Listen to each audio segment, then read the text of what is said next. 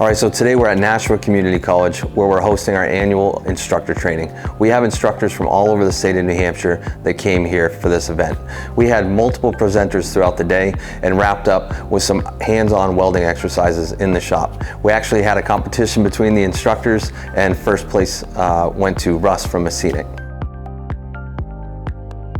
First place winner, cleanest weld out of the bunch, unreal, Russ Wilson.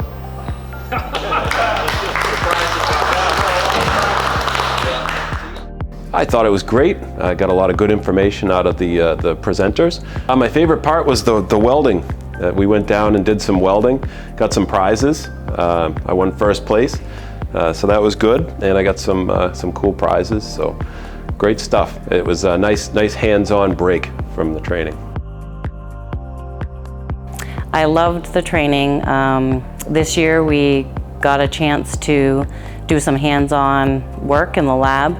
We were welding. We did 3 different style welds, and I also was able to weld aluminum for the first time.